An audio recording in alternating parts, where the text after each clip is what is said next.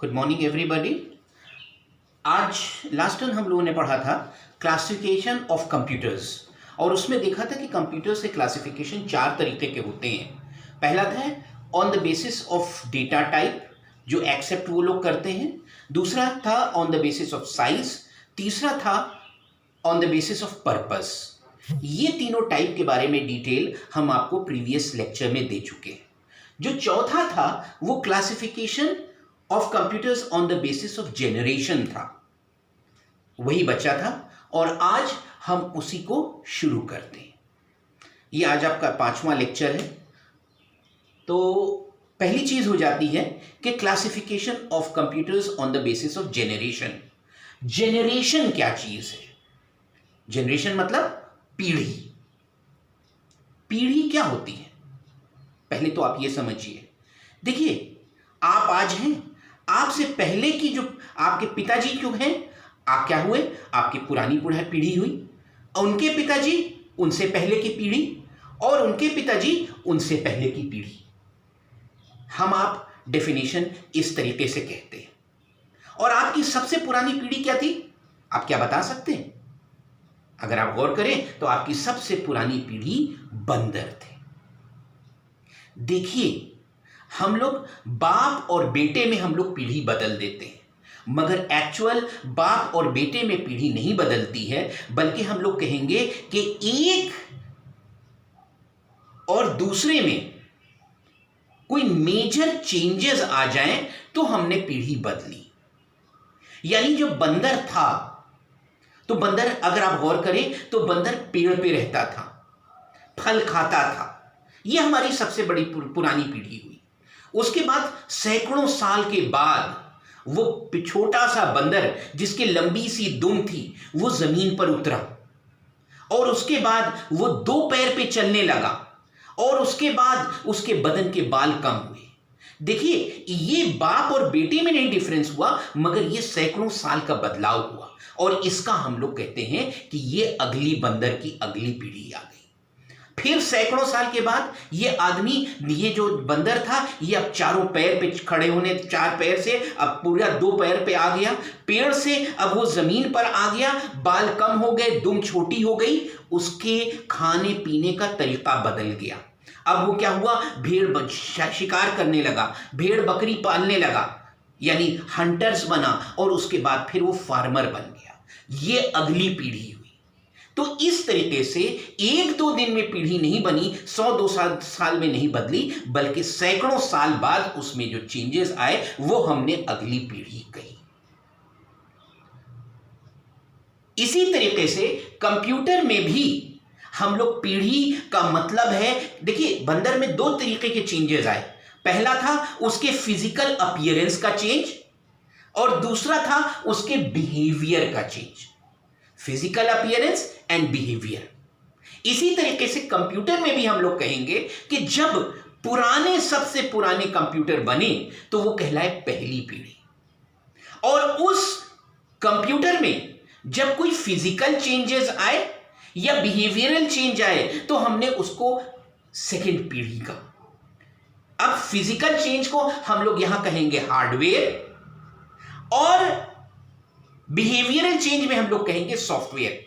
यानी जो सबसे पुराने कंप्यूटर थे वो सबसे पहली पीढ़ी में आए और जब कोई मेजर चेंज उनके हार्डवेयर और सॉफ्टवेयर में आया तब हमने उसको अगली पीढ़ी माना।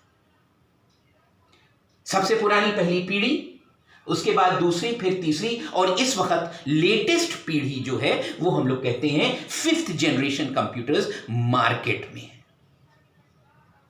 पीढ़ी किताबों में आप देखेंगे तो उसमें लिखा है कि फर्स्ट जनरेशन पीढ़ी 1941-42 में बनी, सेकेंड जनरेशन बनी 52 में। अरे कोई उसकी बर्थडे थोड़ी ना है कि 15 जनवरी 1952 में वो बन गया सेकेंड पीढ़ी। नहीं, ये चीजें चेंजेस आते आते कुछ साल लगते हैं। तो हम लोग देखें कि हमारी पहली पीढ़ी हम लोग उसको 3 कैटेगरी में बांट करते हैं। एक mid 40s, beginning of 40, early 40s, mid 40 और लेट, इन तीनों में हम लोग मानेंगे इसको। एग्जैक्ट ईयर कोई चीज नहीं होती। तो देखिए, जब शुरुआत में कंप्यूटर्स बने हैं तो ये करीब 1940-42-43 में बने हैं। तो हम लोग इनको कहेंगे कि दे were developed in around 1940s, तो अर्ली 40s में बनी, और ये वाली पीढ़ी करीब 1950 तक चली। फिर कोई मेजर चेंज आया, फिर उन मिड 50s से 1960s में तक चली। फिर कोई मेजर चेंज आया, फिर हमने कहा कि ये अर्ली 60s से मिड 70s तक चली। और फिर कोई मेजर हार्डवेयर सॉफ्टवेयर में आया तो हम लोगों ने कहा लेट 70s मतलब 77, 78, 79 के बीच से लेके मिड 80s तक चली। और लेट 80s यानी 85, 88 के बाद से जो अब चल रही है वो है 5th जनरेशन की पीढ़ी। इसके नोट्स हम आपको दे चुके हैं, आप उसको अगर साथ पैरेलल कवर देखते चले तो आपको फायदा होगा। इसके बाद आइए देखिए मेजर हार्डवेयर में चेंज क्या था। जब शुरुआत में कंप्यूटर बने हैं तो उसका बेसिक इलेक्ट्रॉनिक कंपोनेंट क्या था? वो था vacuum tube. Vacuum tube, vacuum tube. एक कंप्यूटर में करीब 3500 वैक्यूम ट्यूब लगते थे, और एक ट्यूब करीब इतना बड़ा, यानी एक कंप्यूटर का कमरा करीब इन 2 कमरों के बराबर साइज का था। 3500 वैक्यूम ट्यूब तो एक्सट्रीमली लार्ज कंप्यूटर हो गया। और उसके बाद अगर इतने कंपोनेंट हैं और हर कंपोनेंट बिजली खा रहा है तो इलेक्ट्रिकल कंजम्पशन बड़ा हैवी हुआ।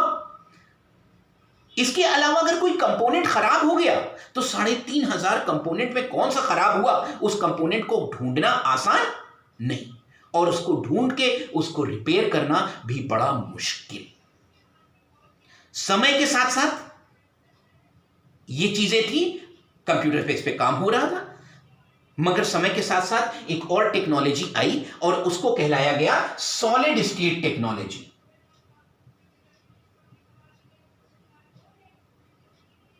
और इस सॉलिड स्टेट टेक्नोलॉजी की वजह से हमारे पास जो वैक्यूम ट्यूब्स हैं इसकी वजह से वैल्व सिस्टम या ट्रांजिस्टर्स आ गए,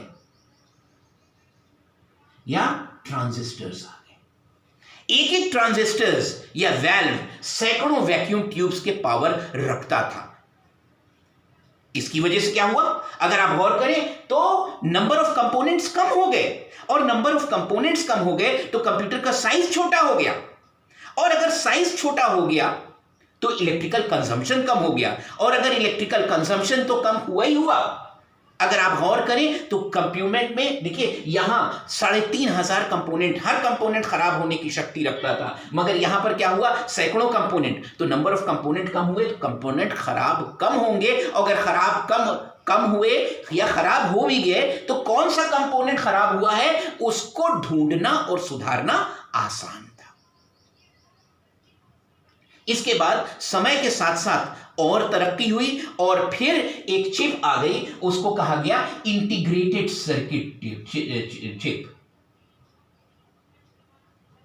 सर्किट या आईसी चिप, इंटीग्रेटेड सर्किट। इस आईसी चिप में क्या होता था, एक आईसी चिप में सैकड़ों जो थी ट्रांजिस्टर्स की पावर को कंपैक्ट कर दिया। तो अब देखिए कंपैक्ट होने की वजह से ये और छोटा हो गया, इलेक्ट्रिकल कंजम्पशन और कम, गलती मतलब हीटिंग और कम, आसानी से पोर्टेबिलिटी हुई। तो ये देखिए ये बेसिक इलेक्ट्रॉनिक कंपोनेंट हुआ। फिर उसके बाद करीब 1977-78 में एक टेक्नोलॉजी और आई जिसमें कई आईसी को रिड्यूस करके एक आईसी चिप बनाई गई, उसको कहा गया एलएसआई। एल क्या चीज है, large scale integrated circuit, LSI या एलएसआईसी, सी ज्यादा बोलते नहीं है, एलएसआई चिप कहा गया। और ये आप समझ रहे हैं जहां सैकड़ों आईसी थी वहां पर 1-2 आईसी से काम हुआ। और फिर 5th जनरेशन करीब 1986-87 में आ गया VLSI। ये क्या चीज है, very large scale integrated circuit chip. Computer और तेज हो रहे हैं और छोटे हो रहे हैं। अब देखिए वापस अगर हम लोग आए और स्पीड की बात करें, अगला फैक्टर हम लोग ले रहे हैं स्पीड। यहां एक काम करने के लिए 23,500 कंपोनेंट से गुजरना पड़ेगा, रास्ता लंबा हुआ। यहां पे क्या हुआ, सैकड़ों से गुजरना पड़ेगा, यहां और कम, यहां और कम, और यहां और कम। तो आप यूं देखिए, इसकी स्पीड क्या हो रही है, गिरती चली जा रही है, गिरती चली जा रही है, यानी कि कंप्यूटर और फास्ट होता चल रहा है। इसकी स्पीड जो फर्स्ट जनरेशन थी वो 10⁻³ यानी कि यह है आपका मिली सेकेंड। इसके बाद सेकेंड जनरेशन में 10⁻⁻6 हो गए, थर्ड जनरेशन में 10⁻⁹, फिर फोर्थ में 10⁻⁹ से लेके 10⁻⁻12, और फिफ्थ जनरेशन में 10⁻⁻12। यानी इधर देखें तो यहां क्या हुआ, मिली सेकेंड्स की स्पीड हुई, माइक्रो सेकेंड हुई, नैनो सेकेंड हुई, और फिर नैनो से लेके पीको सेकेंड, और फिर यह पीको सेकेंड तक की स्पीड के कंप्यूटर हो गए। इतनी तेज इसकी स्पीड बढ़ गई। ये सब क्यों हुआ, क्योंकि आपके सारे सर्किट के कंपैक्शन हो गए, स्पीड बढ़ गई।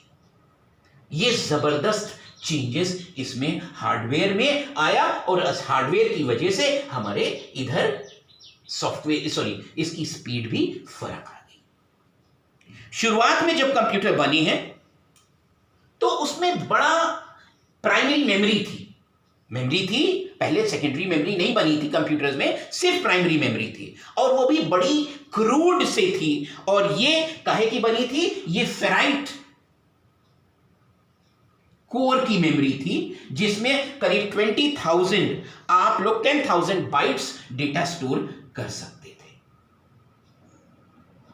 फिर आपके पास सेकेंड जनरेशन में 20,000 कैरेक्टर्स डेटा स्टोर होने लगे, और इससे ज्यादा इंप्रूव्ड मेमोरी होने लगी, फिर और इंप्रूव होने लगी। इसके बाद आगे हम लोग बढ़े तो हमारे पास कैश मेमोरी हो गई, कैश मेमोरी है, और फिर इसी कैश में L1 कैश और L2 कैश। ये सब क्या है, माइक्रो प्रोसेसर के अंदर L1 कैश माइक्रो प्रोसेसर के अंदर की मेमोरी है, और ज्यादा स्पीड हो गई। फिर डायनामिक मेमोरी, स्टैटिक मेमोरी, इस टाइप की मेमोरी आने लगी, समझ रहे, रैम रोम, ये सारी चीजें आई। तो मेमोरी रिफाइंड होने लगी, जो मेमोरी इतनी बड़ी थी अब वो छोटे से चिप पे आने लगी, तो हर चीज उसकी स्पीड और बेटर हो गई। ये टॉपिक अलग है, रजिस्टर्स और उसकी मेमोरी, तो ये अलग से कभी कवर करेंगे। आइए इसके बाद इनपुट आउटपुट डिवाइस। आपको मालूम है, ये तो हम लोगों ने अंदर सीपीयू के बारे में बात की कि क्या चीज उसमें अंदर है क्या नहीं। इनपुट आउटपुट डिवाइस में यानी कि कंप्यूटर को डेटा कैसे देते और उसका रिजल्ट कैसे आता है। देखिए, शुरुआत में कंप्यूटर्स जब बने हैं तो बड़े प्रिमिटिव टाइप के कंप्यूटर्स थे, और उसमें सिर्फ और सिर्फ टैब्यूलेटर्स का इस्तेमाल होता था, जिसके थ्रू हम लोग सिग्नल्स प्रेस करके, ऑन ऑफ स्विचेस करके हम लोग उसमें सिग्नल ट्रांसमिट करते थे। समय के साथ साथ और इनपुट डिवाइसेस आई। देखिए, यहां पर हमें एक चीज बताना होगा कि ऐसा नहीं, अभी तक तो ठीक है, मगर अब यहां पर ये जो लाइन हम डिमार्केशन कर रहे हैं, ऐसा नहीं है कि टैबुलेटर्स फर्स्ट जनरेशन में शुरू अगर हुए तो सेकेंड जनरेशन में दूसरी चीज आएगी, नहीं। इसके खत्म होते होते यहां पर हमारे पास एक और इनपुट डिवाइस आ गई थी, जिसको कहा गया था पंच कार्ड। ये शुरुआत हुई फर्स्ट के खत्म होते होते, सेकेंड में ये और इंप्रूव्ड हो गई और फास्ट हो गई। इसके बाद आपके यहां पर कीबोर्ड्स आ गए, सीरियल सीक्वेंशियल मेमोरी भी आ गई इसके बाद, जिसमें आपके पास मैग्नेटिक टेप थे। फिर यही खत्म होते होते सेकेंड जनरेशन, ऐसा नहीं है कि सेकेंड होने के बाद आया, इसके बाद क्या आ गया था, हमारे पास फ्लॉपी आ गई थी, हार्ड डिस्क आ गई थी। थर्ड में आते आते हमारे पास सीडी आ गई थी, डीवीडी आ गया था, स्कैनर्स आ गए थे। स्कैनर्स कई तरीके से थे कि उसमें आप हम लोग गौर करेंगे कि OMR आ गया था, ऑप्टिकल मार्क रीडर्स आ गए थे। और ये खत्म होते होते 5th जनरेशन में MICR, मैग्नेटिक इंक कैरेक्टर, ये हम बता चुके हैं, OCR, और इस तरीके की और बहुत सारी बेटर रिफाइंड इनपुट डिवाइसेस आ गई थी। ये खत्म नहीं हुई है, यहां भी हार्ड डिस्क हुई, मगर यहां और फास्टर हार्ड डिस्क हो गई। फ्लॉपी ड्राइव यहां लगी, मगर यहां पे क्या थी, शुरुआत में फ्लॉपी ड्राइव 8 इंच की आई और कुल 256 MB स्टोर कर सकती थी।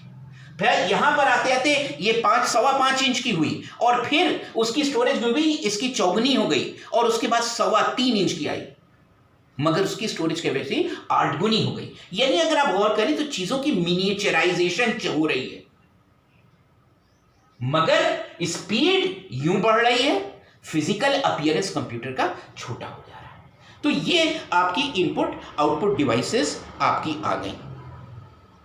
यहां पर अगर आप गौर करेंगे तो यहां पे प्रिंटर्स भी आ गए थे। 4th जनरेटर में और रिफाइंड प्रिंटर आ गए थे, लाइन प्रिंटर्स आ गए थे। फिर 5th जनरेशन में अगर आप गौर करें 4th 5th के खत्म होते हुए यहां पर लेजर प्रिंटर आ गए थे, इंकजेट प्रिंटर आ गए थे और बहुत सारी और इनपुट आउटपुट डिवाइसेस आ गई थी। पेन ड्राइव भी आप कह सकते हैं कि आ गई, और आप देखते हैं इलेक्ट्रॉनिक थोड़ी सी छोटी सी, उसमें आप कितना GB डेटा स्टोर कर सकते हैं। अगली चीज आती है लैंग्वेजेस में। जब शुरुआत में कंप्यूटर बने तो कंप्यूटर सिर्फ और सिर्फ एक ही लैंग्वेज जानता था, वो है मशीन लैंग्वेज, जो कि 0 और 1 का ही बना हुआ है। यानी कि या तो आप उसको सिग्नल 0 दीजिए या 1। तो कंप्यूटर में उस वक्त प्रोग्रामिंग बहुत डिफिकल्ट थी। It was really a big task. क्यों?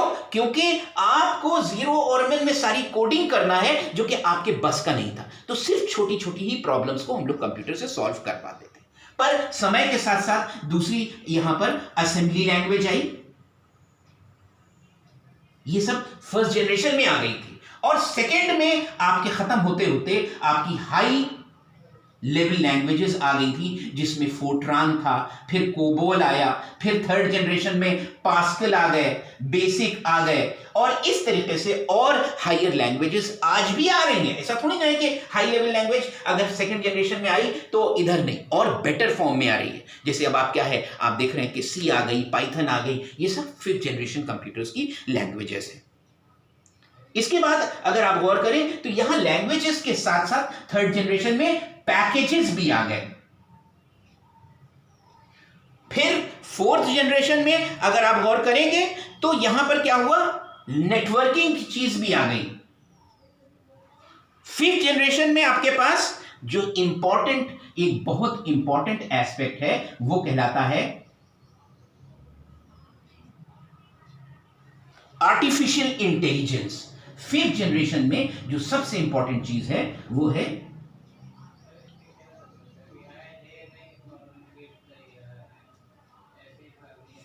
ये आर्टिफिशियल इंटेलिजेंस। अब बात आती है कि ये आर्टिफिशियल इंटेलिजेंस क्या है। देखिए 5th जनरेशन की ये सबसे बड़ी चीज है। अभी तक हम लोग कंप्यूटर को कहते थे कि computer is like a servant, जो कि हमारे दिए हुए इंस्ट्रक्शन पे काम करता है, अपनी अकल नहीं लगाता। देखिए कंप्यूटर हमसे हजारों गुना तेज काम करता है और हमसे अच्छा काम करता है, मगर हमारे बताए हुए पर इशारे पर काम करता है। इसीलिए हम वो कहते थे it is like a servant, क्योंकि उसको सोचने की और समझने की ताकत नहीं थी। पर यहां 5th जनरेशन में कुछ हद तक इसमें इंटेलिजेंशिया दे दिया गया है। अब वो सोच समझ सकता है। भगवान करे कि ये इंटेलिजेंस बहुत ज्यादा ना बढ़ जाए। क्यों? क्योंकि आप लोगों ने पिक्चरें देखी होंगी, कई बहुत सारी पिक्चरें आई हैं जिसमें कंप्यूटर को अकल आ गई और उसने दुनिया के ऊपर कब्जा कर लिया। जैसे बहुत सारी पिक्चरें हैं। एक पिक्चर टर्मिनेटर है, आपने हिंदी की पिक्चर देखा था, रोबोट, इस टाइप की देखा था ना, जिसमें कंप्यूटर को इंटेलिजेंस मिल गया और वो है। तो ये एक बहुत बड़ी 5th जनरेशन की एक बहुत बड़ी देन है, जो कि हम आर्टिफिशियल इंटेलिजेंस में बात करते हैं। अगला जो टॉपिक है, अगला जो इसमें आता है वो है साइज। आपसे हमने बताया था फर्स्ट जनरेशन में जब कंप्यूटर बने थे तो इतने बड़े कंप्यूटर्स थे कि एक कमरे में नहीं बल्कि 2 बड़े हॉल में उसमें रख सकते थे, उससे कम पे चलते नहीं थे। 3500 वैक्यूम ट्यूब, तो ये एक्सट्रीमली लार्ज साइज के कंप्यूटर थे। समय के साथ साथ टेक्नोलॉजी बदली, सर कंप्यूटर छोटे हुए मगर इतने छोटे नहीं हुए कि अभी छोटे कहलाए, लार्ज हो गए। फिर थर्ड जनरेशन में ये छोटे हुए और इतने छोटे हो गए कि आप इसको मेज पर रख सकते। मेज, आप लोग मेज को क्या कहते हैं कॉलेज में? डेस्क। तो ये जो मेज पर कंप्यूटर रख सकते हैं इनको आप लोग क्या कहते हैं? डेस्क टॉप कंप्यूटर्स आ गए। समय के साथ और टेक्नोलॉजी हुई और अब आप इस कंप्यूटर को इतने छोटे हुए, पावर तो बढ़ता चला गया मगर साइज रिड्यूस हो रहा है। इनको गोद में रख सकते थे और आप लोगों ने कहा लैपटॉप। और फिर इस वक्त फिफ्थ जनरेशन, आप हथेली, हथेली का क्या कहते हैं? पाम, और ये कहलाए पाम, पाम टॉप कंप्यूटर्स। तो देखिए क्या हो रहा है, कंप्यूटर की वर्किंग कैपेसिटी और कैपेबिलिटी तो बढ़ रही है मगर साइज क्या हो रहा है? रिड्यूस हो रही है। इस चीज का ख्याल रखिएगा कि ये छोटे होते चले गए। अब आइए देखिए यूजर। पहले शुरुआत में कंप्यूटर एक मालिक और एक नौकर, यानी कि ये सिंगल यूजर कंप्यूटर थे। सेकेंड जनरेशन में भी ये सिंगल यूजर रहे। थर्ड जनरेशन में अब क्या हुआ कि ये कंप्यूटर इतने पावरफुल हो गए कि एक नौकर के बजाय अब ये कई नौकरों का, कई मालिकों का काम कर सकते थे। यानी अगर आप गौर करें तो एक ये कंप्यूटर है, सीपीयू है, इसकी स्पीड इतनी तेज हो गई कि अगर एक मालिक है तो इसका काम ये 1 मिनट में कर देता है और आपके पास बचे हुए अगर 10 मिनट है तो 9 मिनट खाली है। तो क्या हुआ, इसको हम लोगों ने और यूजर्स बढ़ा दिए। तो हम लोगों ने इसको क्या कहा कि मल्टी यूजर सिस्टम। एक सीपीयू पे कई मालिक। अब आप यहां कहेंगे कि कैसे कई मालिक हो गए, कैसे याद कर रहे हैं ये? देखिए आप एक बात बताइए, हम ये उंगली कर रहे हैं, दिखा रहे हैं, आपकी तरफ दिख रही है? आपकी तरफ तो नहीं दिख रही ना, आपकी तरफ तो नहीं दिख रही है, यानी कि उंगली एक ही तरफ दिख रही है। पर अगर हम इस उंगली को यूं यूं गोल घुमाएं तो आपको लगेगा कि ये, हाँ भाई, ये उंगली हमारी ही तरफ दिख रही है। तेजी से घूमिए, देखिए जैसे पंखा है, पंखा जब रुका है तो आपको लगेगा कि इसका पर आपकी तरफ है या नहीं है। पर अगर पंखा नाच रहा है तो आपको लगेगा कि नहीं, पंखे का पर हमेशा हमारी तरफ है। इसी तरीके से अगर मान लिया 1 मिनट है तो कंप्यूटर 1 मिनट को 10 हिस्से में तोड़ दिया। 1 सेकंड है, 1 सेकंड को 10 हिस्से में तोड़ दिया। इनके पास आया 1/10 ऑफ अ सेकंड, इनको दिया। हाँ भाई क्या काम है, जितनी देर में ये काम बताने चले इनका काम कंप्लीट हो गया, इनको दे दिया। इनके पास आया, इनके पास आया, इनके पास आया, इनका काम हो गया, इनको दिया, यहां आया। जब तक यहां आया आप काम बता ही नहीं पाए। कहने का मतलब है ये हर कंप्यूटर को एक स्लाइस टाइम दे रहा है, छोटा सा टाइम दे रहा है, और ये टाइम इतना शॉर्ट है कि हर आदमी समझता है कि ये कंप्यूटर हम ही को अटेंड कर रहा है, मगर इनफैक्ट ये घूम फिर के वापस उसके पास आता है। तो ये आपका मल्टी यूजर सिस्टम हो गया। फिर इसके बाद यहां पर जो 4th जनरेशन में आई वो है नेटवर्किंग। नेटवर्किंग का मतलब क्या है यहां पर कि कई कंप्यूटर को आपने एक दूसरे से तारों से या किसी तरीके से आपने जोड़ दिया और ये कंप्यूटर आपस में डेटा शेयर और इंफॉर्मेशन को शेयर कर रहे हैं। तो ये नेटवर्किंग हो गई। इसमें लैन था, लोकल एरिया नेटवर्किंग, वैन था, और ये सब चीजें। और 5th जनरेशन में जो आपका आ जाता है वो है इंटरनेट। इंटरनेट ये सबसे बड़ा 5th जनरेशन का एक और बड़ी योगदान है। हम लोगों ने कैरेक्टरिस्टिक्स ऑफ कंप्यूटर्स में हम लोगों ने बताया था, इंटरनेट बात किया था और हमने ये दिखाया था कि कंप्यूटर क्या हो रहे हैं, ये जाल, नेट का मतलब जाल, और इन जालों में कंप्यूटर आपने यहां पर सब कनेक्ट कर दिए और यहां पर ये लोग आपस में डेटा को शेयर कर रहे हैं, डेटा और इंफॉर्मेशन को आपस में शेयर कर रहे हैं। इसके बारे में हम आगे बहुत बात कर चुके हैं आपसे इससे पहले। तो ये एक बहुत बड़ा फीचर्स था। इसके बाद फिफ्थ जनरेशन के एक दो फीचर्स आपको हम और दो फीचर्स बताना चाहेंगे। एक है कि फिफ्थ जनरेशन में एक चीज और आई, वो थी पैरेलल प्रोसेसिंग। क्या चीज? Parallel processing. पैरेलल का मतलब एक साथ कई। अभी तक अगर हम आपसे कहें आपने शर्ट कहां सिलवाया, तो आप कहेंगे दर्जी के यहां।